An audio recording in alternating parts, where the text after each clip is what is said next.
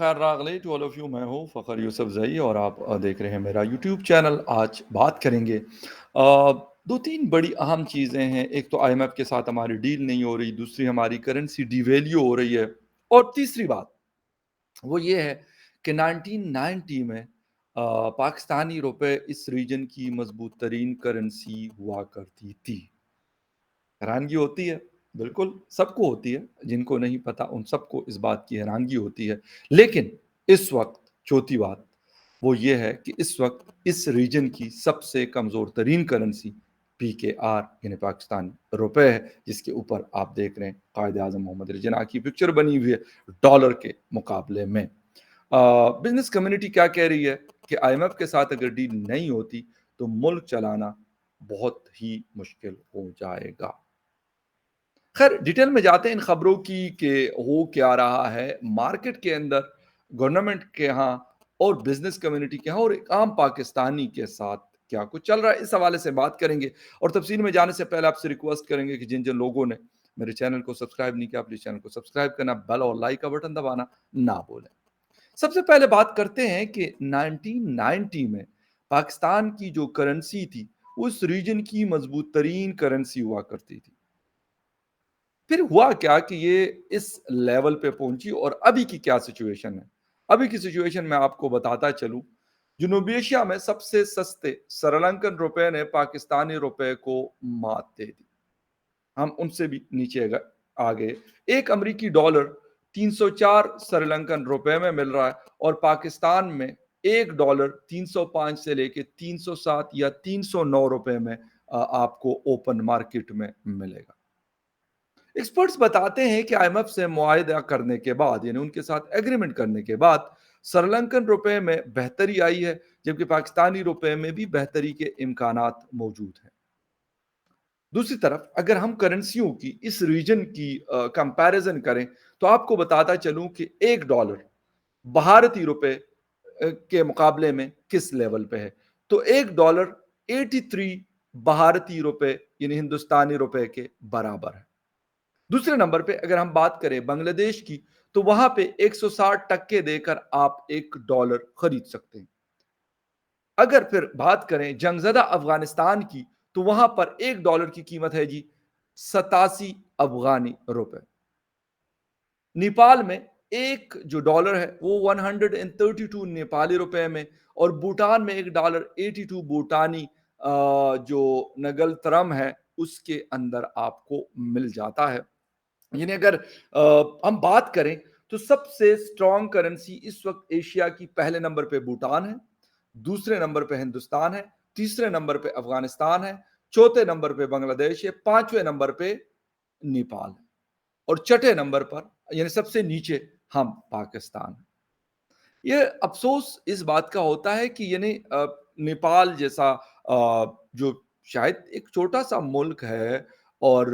غالباً ان کے پاس اتنے شاید ریسورسز بھی نہیں ہیں, اس کے باوجود ان کے روپے کا ریٹ بھوٹان کے روپے کا ریٹ یا ان کی کرنسی کا ریٹ ڈالر کے ساتھ کمپیئر کرنے میں اچھا خاصا سٹرونگ ہے. پھر ہندوستان کی میں اس لیے بات نہیں کر کہ Hindustan before the British rules بھی ایک مضبوط ملک ہوا کرتا تھا, کمزور نہیں تھا. برٹشرز نے اس کو کمزور کرنے کی بہرحال کوشش کی ہوگی, لیکن اوورآل اگر ہندوستان کی بات کی جائے تو ہندوستان ایک سٹرونگ اکانومیز میں ان کا شمار ہوتا تھا. بٹ پھر بھی اگر ہم بات کر لیں آفٹر دا پارٹیشن یعنی 1947 کے بعد, اس کے بعد کیا ہوا کہ 1990 نہیں 1999 تک ایک پاکستانی روپے جو ہوتا تھا وہ ہندوستان کے 2 روپے کے برابر ہوتا تھا, یعنی ڈبل ہمارا روپے اتنا سٹرونگ تھا.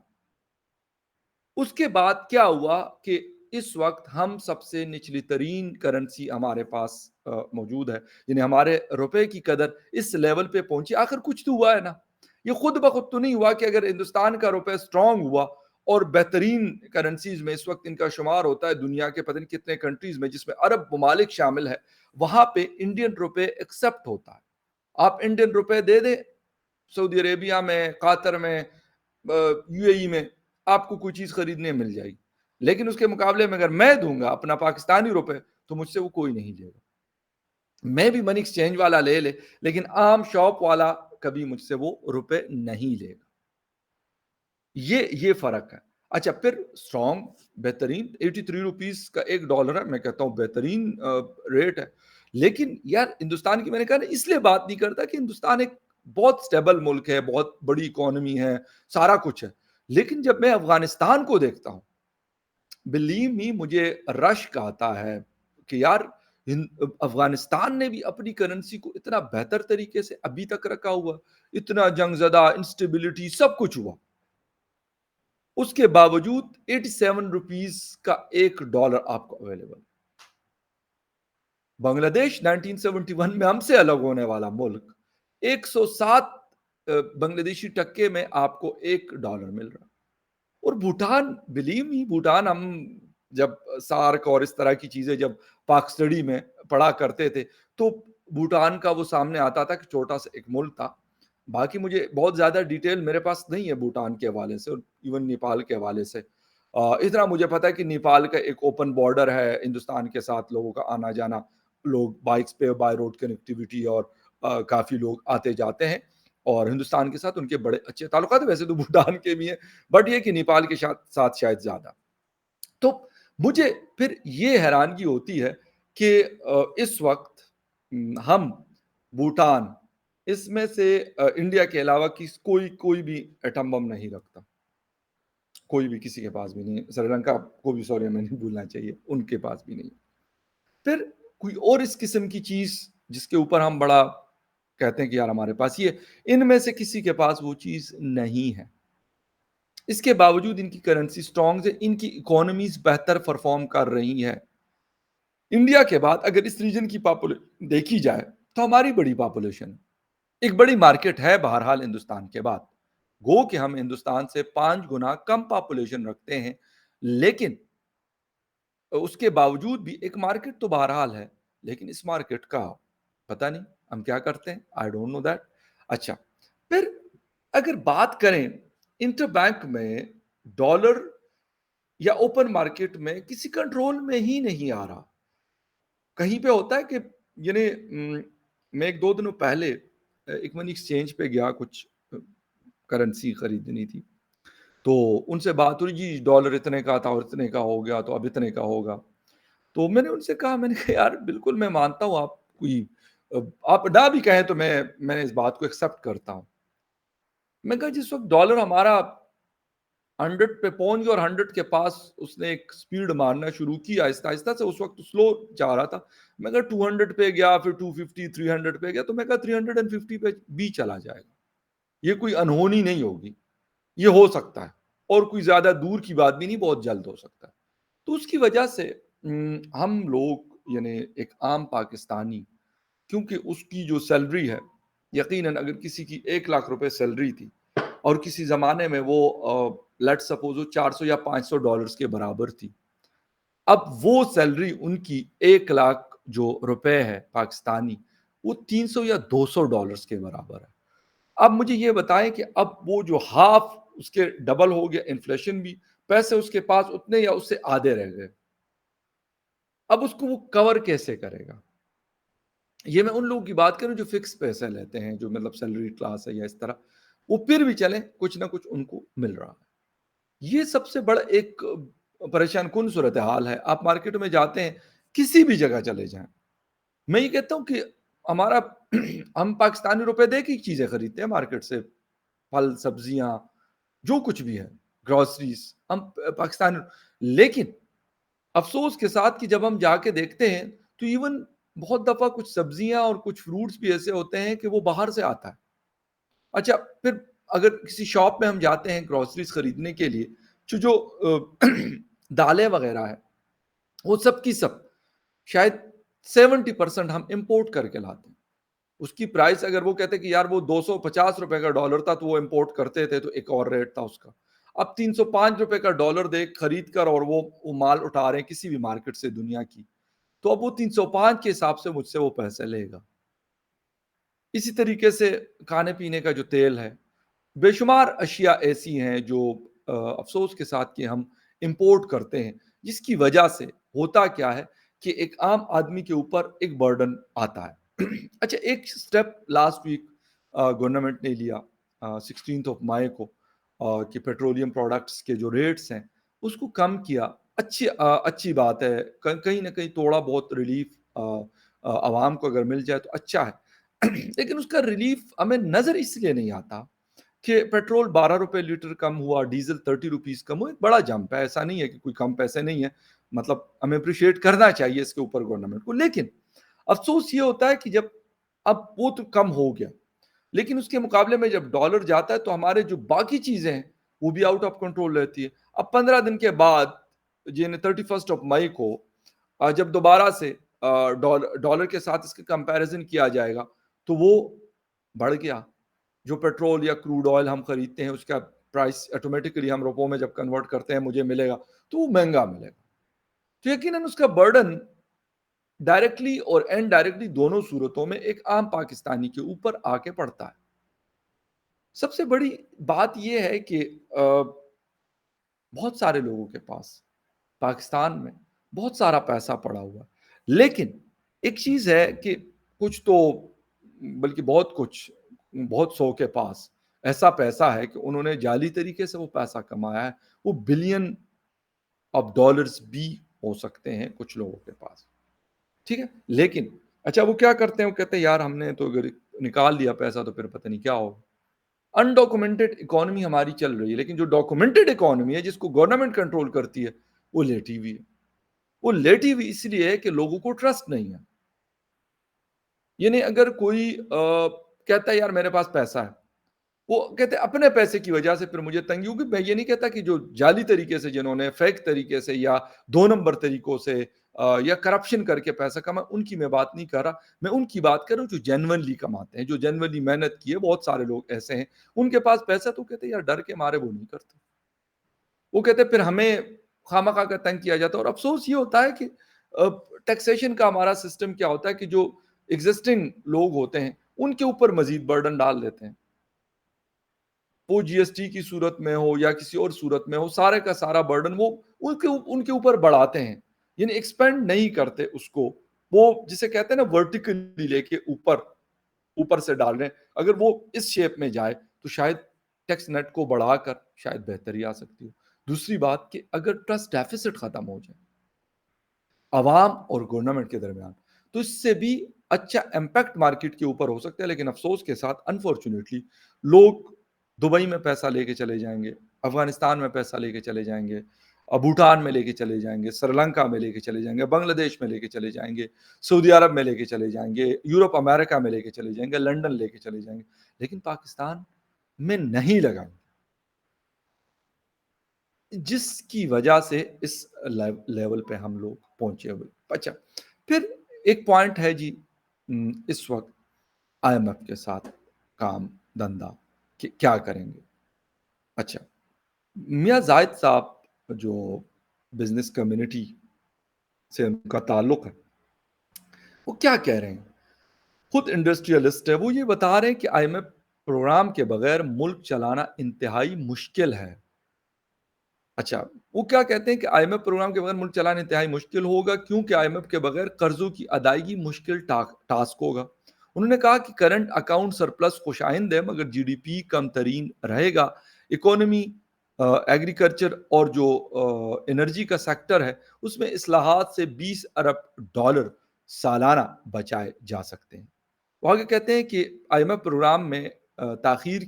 کے پیش نظر متبادل اقتصادی ماڈل پیش کرنے اور سیاسی نعرے بازی کی بجائے زمینی حقائق کے مطابق حکمت عملی کو وضع کیا جائے۔ انہوں نے مزید کہا کہ درآمدات محدود کرنا ڈیفالٹ سے بچنے کے لیے ایک وقتی انتظام ہے، یہ کوئی پرماننٹ سلوشن نہیں ہے۔ اچھا ہم آئل خرید کے اس سے ہم بجلی بناتے ہیں، افسوس کہ ابھی تک ہم یعنی ہائیڈرو پاور ہمارے پاس ایک قدرت کا دیا ہوا ایک بہت بڑا گفٹ ہے، نیچر کا دیا ہوا، لیکن اس سے ہم آج بھی اس لیول کی جو ہمارے پاس کیپیسٹی موجود ہے ہم نہیں بنا سکے، اور آج بھی یقین کریں کہ پاکستان کے موسٹلی شہروں میں ٹمپریچر جیسے ہی 40 اور 40 سے اوپر چلا گیا اس کے بعد سے ایسا لوڈ شیڈنگ کا جن جو ہے وہ بوتل سے نکل کے ایسا بے قابو ہو جاتا ہے کہ کچھ علاقے ایسے ہیں جہاں پہ 12 14 16 گھنٹے بجلی نہیں ہوتی۔ اب مجھے یہ بتائیں کہ ہم کہتے ہیں کہ یار ان علاقوں کے لوگ یقیناً وہاں پہ بھی کام کے لیے لوگ بجلی استعمال کرتے ہیں، اپنے کاروبار کے لیے بجلی کا استعمال ہوتا ہے، گھروں میں اس کا استعمال ہوتا ہے، پھر اس ٹیمپریچر میں آپ بغیر اس کے رہتے ہیں۔ اچھا دوسری طرف پھر اگر ہم سولر کی بات کرتے ہیں تو سولر پینلز، ابھی ڈالر مزید بڑھ گیا، اس کا ریٹ مزید بڑا ہوگا۔ یعنی گورنمنٹ کوئی ایسی پالیسی ابھی تک نہیں، اگر ایک سال ہوا ہے تو کوئی ایسی چیز کم از کم کر لے کہ ایٹ لیسٹ جو سولر پینلز ہیں یا جو اس سے ریلیٹڈ اکوپمنٹس ہے وہ عوام کو اگر سستے مل جائے تو ایٹ لیسٹ کچھ نہ کچھ اس سے ان کو ریلیف مل جائے گا۔ جو آف گریڈ ان کے پاس ایک کیپیسٹی ہے، سورج تو جسے کہتے ہیں کہ ان دنوں میں تو ایسا لگتا ہے کہ 2 نیزے نیچے آ گیا، تو کم از کم ایسے علاقے جن کے مطلب اپارٹمنٹس نہیں ہیں، نیچے والے گھر ہیں، تو وہاں پہ وہ سولر پینلز کا استعمال ایزیلی ہو سکتا ہے۔ تو کم از کم وہ گرڈ کے اوپر تو وہ برڈن کم ہو جائے گا نا، ایٹ لیسٹ ڈے ٹائم میں اگر ان کے اوپر گرڈ کے اوپر برڈن کم ہو جائے تو اس سے بھی بہت فائدہ ہم لے سکتے ہیں، لیکن ہم وہ بھی نہیں کر رہے۔ پھر آتے ہیں ہائیڈرو کے اوپر۔ ہائیڈرو کے اوپر ہمارا پروجیکٹ شروع ہوتا ہے جو 5 سال میں مکمل ہونا ہوتا ہے، 15 سال میں بھی جا کے مکمل نہیں ہوتا۔ نیلم جیلم این جے جس کو کہا جاتا ہے آزاد کشمیر میں، وہ والا پروجیکٹ پہلے تو بنا بہت لیٹ، اس کے بعد 9 یا 10 مہینے چلا ہوگا، اس کے بعد اس کی ٹنل بیٹھ گئی ہے، ابھی جا کے کہہ رہے کہ جولائی میں اس کی دوبارہ سے پروڈکشن شروع ہو۔ 1 سال سے زیادہ یا 1 سال کے آس پاس وہ بند رہا۔ 940 میگا واٹ اس کی کیپیسٹی۔ افسوس اس بات کا ہوتا ہے کہ یار ہم چیزیں بھی اگر کوئی بنا بھی لے تو افسوس کے ساتھ کہ اس قسم کی کک بیکس اور یہ چیزیں لی جاتی ہیں کہ اس کی جو اس کا سٹینڈرڈ ہے کوالٹی کا اتنا خراب ہوتا ہے کہ وہ پھر لانگ لاسٹنگ نہیں ہوتا، جس کی وجہ سے عوام کے جیب کے اوپر مزید برڈن پڑتا ہے۔ مطلب بل کے اندر آپ دیکھتے ہیں جی اگر 2000 کا بل ہے تو اس کے اندر انہوں نے لکھا ہے کہ یہ آپ 3000 جمع کریں گے کیونکہ 1000 فیول ایڈجسٹمنٹ چارجز۔ سرکار کیا کریں آپ لوگ؟ بلکہ کل کس سے بات ہو رہی تھی تو ایک بندے نے بڑی زبردست بات کی، اس نے کہا یار اگر یہ ختم کر لیں گے تو پھر ہم ان کے پیچھے پیچھے بھاگیں گے کیسے؟ کہ یار بجلی کا پرابلم نہیں ہے، لوڈ شیڈنگ نہیں ہے، پراپر ایک بجلی الیکٹریسٹی جو ایک بیسک چیز ہے آج کے 21 سینچری میں ہم لوگ رہتے ہیں، 2023 میں ہم لوگ رہتے ہیں، ایک نارمل چیز ہے۔ Electricity is not a luxury any where in the world, but افسوس کہ اس کے لیے لوگ ہمارے ترس گئے۔ اسلام آباد جیسے شہر کے اندر بھی جہاں پہ 99% ریونیو جنریٹ ہوتا ہے، یعنی لوگ بلز پے کرتے ہیں، جو الیکٹریسٹی کی چوری ہے وہ بھی کم ہے، اس کے باوجود یہاں پہ بھی لوڈ شیڈنگ۔ ابھی 2 دن جیسے ہی 40 کراس کیا ٹیمپریچر نے، اس کے بعد شروع ہو گیا۔ افسوس یہ اچھا ساتھ میں اگر آپ بیٹریز بیک اپ بیٹریز خریدنا چاہیں، وہ میں نے آپ کو شاید پہلے بھی بتایا تھا، جو 30,000 میں بیٹریز آپ کی آتی تھی اب وہ جا کے کم از کم 70,000 پلس میں آپ خریدیں گے، یعنی ڈبل سے بھی اوپر اس کی پرائس ہو گئی۔ اچھا یہ ساری چیزیں بجائے اس کے کہ میں کہتا ہوں کہ آپ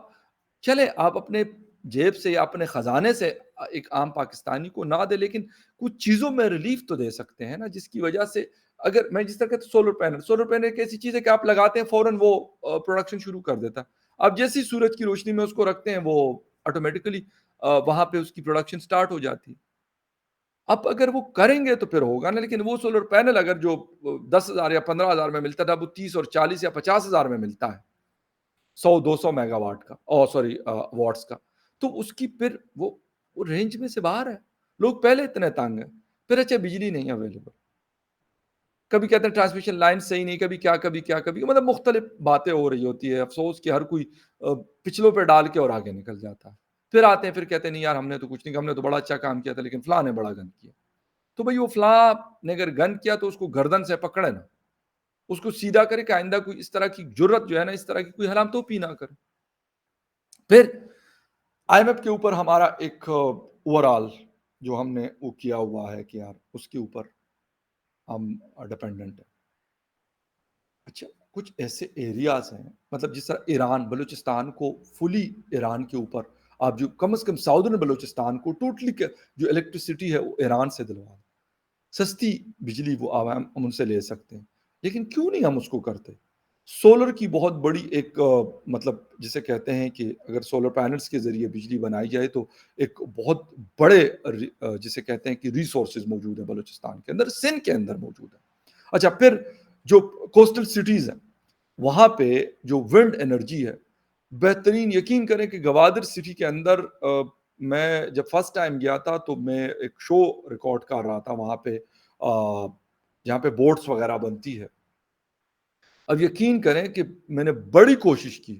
لیکن اس میں آڈیو کنٹرول نہیں ہو رہا تھا۔ ابھی جب میں جاتا ہوں تو میں نے ایک الگ سے مائک، جو اسپیشلی ہم یورپین ٹی وی چینلز کے اوپر دیکھتے ہیں کیونکہ وہاں پہ بھی آواز تیز چلتی ہے، تو انہوں نے اس کے اوپر ایک الگ سے وہ ایک مانیٹر آپ کہہ سکتے ہیں یا کوئی اس طرح کا وہ لگا ہوتا ہے، تو وہ ہوا کے شور کو کم کرتا ہے، تو اب میں وہ یوز کرتا ہوں، یا میں وہ لے کے اگر جانا ہو تو میں کہتا ہوں یار یہ رکھنا چاہیے، اتنی تیز ہوا چلتی ہے۔ اب اگر وہ گوادر سٹی کے اندر یا اس کے کوسٹل بیلٹ پہ لگائے جائیں تو یار جو ساؤدرن سٹیز ہے یا گوادر ہے، کم از کم اس کی تو بجلی کا مسئلہ حل ہو گیا نا۔ جو ہم رونا رو رہے ہوتے کہ یار وہاں پہ الیکٹریسٹی، یعنی بات ساری یہ ہوتی ہے کہ یار دیر از اے ول دیر از اے وے، دیر از اے ول دیر از اے وے، ٹھیک ہے؟ تو اگر وہ چیز ہے تو دین ہو سکتا ہے، اگر نہیں ہوگا تو پھر یہی ہم آئی ایم ایف کے سامنے رونا دھونا یہ سارا کچھ، جب اپنی خود کی جو ہمارے پاس ہو سکتی ہے چیزیں، اگر اس کے اوپر ہم کام کریں گے تو پھر ہم اس مسئلوں سے نکلیں گے۔ ادروائز یہی 6-7 ارب ڈالر ہم یہ کروڈ آئل میں پونکتے ہیں، 4-5 ارب ڈالر ہم یہ کھانے پینے کے